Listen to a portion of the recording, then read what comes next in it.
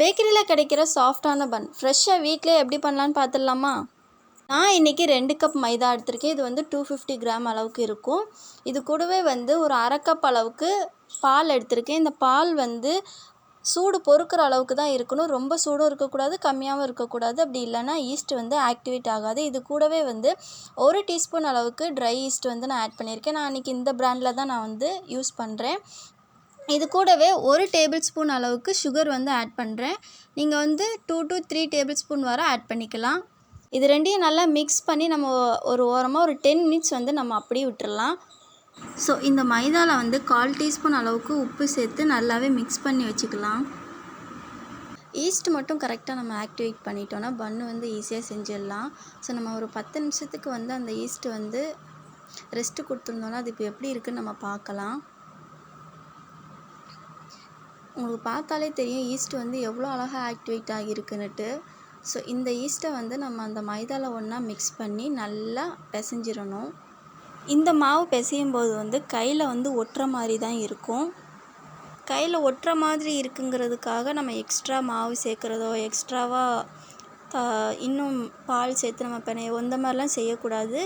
இது வந்து நீங்கள் பிணைய தான் நமக்கு வந்து அந்த சாஃப்ட்னஸ் வந்து கிடைக்கும். ஸோ ஃபைனலாக வந்து பட்டர் வந்து நம்ம வந்து ஆட் பண்ணணும். பட்டர் வந்து ரூம் டெம்பரேச்சரில் இருக்கிற மாதிரி பார்த்துக்கோங்க. நான் வந்து இன்றைக்கி வந்து ஒரு 4 டேபிள் ஸ்பூன் அளவுக்கு இருக்கிற மாதிரி பட்டர் வந்து இது கூட நான் சேர்த்துருக்கேன். அன்சால்டட் பட்டர் தான் நான் சேர்த்துருக்கேன். ஸோ அந்த பட்டர் சேர்த்து நம்ம பிணையும் போது இன்னுமே கொலன்னு வர மாதிரி இருக்கும். ஆனால் நீங்கள் நல்லா மிக்ஸ் பண்ணும்போது கரெக்டான சாஃப்ட்னஸ்க்கு நமக்கு வந்து கிடைக்கும். ஸோ ஃபைனலாக நம்ம வந்து நல்லா மிக்ஸ் பண்ணி ஒரு ரவுண்ட் ஷேப்பில் டோவை ரெடி பண்ணி நம்ம வச்சுட்டு அதுக்கு மேலே வந்து கொஞ்சமாக பட்டர் இல்லைன்னா ஆயில் ஏதாவது ஒன்று எடுத்து நம்ம மேலே அப்படியே ஸ்ப்ரெட் பண்ணிவிட்டு அந்த பவுலில் சுற்றியும் நம்ம ஸ்ப்ரெட் பண்ணிடணும். ஏன்னா நமக்கு வந்து அது டபுள் ஆகி நமக்கு கிடைக்கும்போது பவுல்லேருந்து எடுக்கும்போது பவுல்லே பாதி நிறைய ஒட்டிக்கிடும். அதனால தான் நான் வந்து பவுல்லையுமே சேர்த்து நான் பட்டரை வந்து சுற்றி நான் ஸ்ப்ரெட் பண்ணிக்கிறேன்.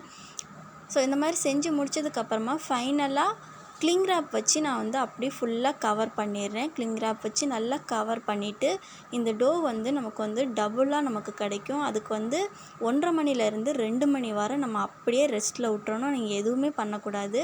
ஒரு நல்ல ஒரு வார்மாக இருக்கிற இடத்துல நீங்கள் வச்சிடணும். நமக்கு வந்து அப்படியே டபுளாக நமக்கு கிடைக்கும் இந்த டோ வந்து. ஸோ இந்த பன் ரெசிபி வந்து நான் வீட்டில் வந்து நான் செஞ்சுருக்கேன். பட் நான் வந்து மேரேஜுக்கு முன்னாடி தான் நான் செஞ்சுருக்கேன்.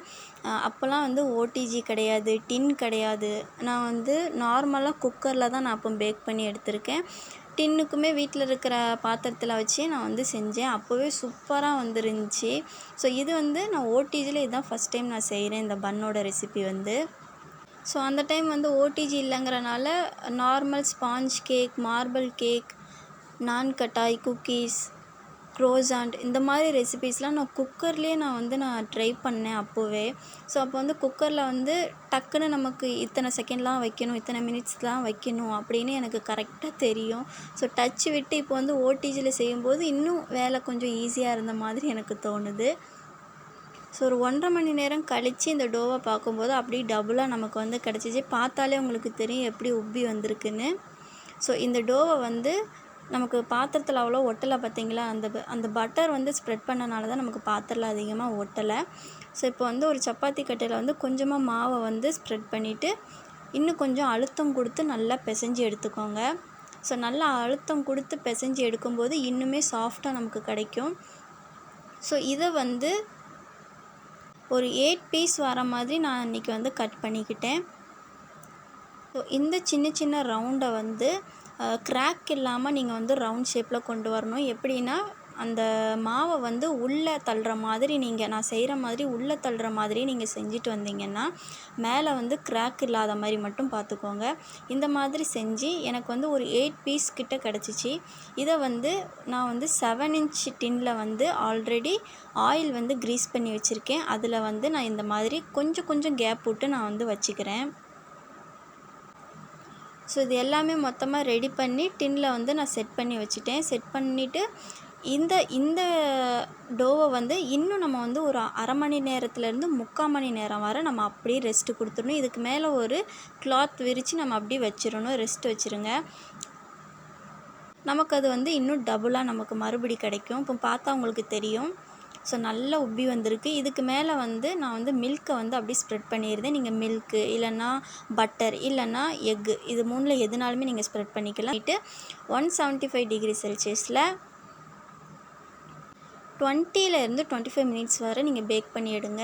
ஸோ பேக் பண்ணி எடுக்கும்போது வாசனை அப்படியே வீடு ஃபுல்லும் கமன்னு இருந்துச்சுங்க. அவ்வளோ ஃபேவரட்டாக இருந்துச்சு எனக்கு இந்த வாசனை. டக்குன்னு சாப்பிட்றலாம் போல் இருந்துச்சு. பட்டர் தடவிட்டு ஒரு 1/2 மணி நேரம் ரெஸ்ட் விட்டுட்டு அதுக்கப்புறமா நீங்கள் டீமோல்ட் பண்ணி பார்த்தீங்கன்னா அவ்வளோ சாஃப்டான ஒரு பேக்கரி ஸ்டைல் பன் வந்து நமக்கு கிடைக்கும். நான் இந்த 2 பீஸ் உடனே சுடவே நான் சாப்பிட்டுட்டேன். அவ்வளோ டேஸ்டியாக இருந்துச்சு. அதாவது ஸோ நம்மக்கிட்ட brownies, cookies, tea cakes, cup cakes, homemade chocolates எல்லாமே நம்ம சேல் பண்ணிகிட்ருக்கோம். உங்களுக்கு வேணும்னா ஸ்க்ரீனில் தெரியிற நம்பருக்கு வாட்ஸ்அப் பண்ணுங்கள். வீடியோ பிடிச்சிருந்தால் லைக் பண்ணுங்கள். மறக்காமல் நம்ம சேனலை சப்ஸ்கிரைப் பண்ணுங்கள். நீங்கள் திருநெல்வேலி, பாளையங்கோட்டை சரௌண்டிங்ஸில் இருந்தீங்கன்னா லொக்கேஷனை கரெக்டாக ஷேர் பண்ணுங்கள்.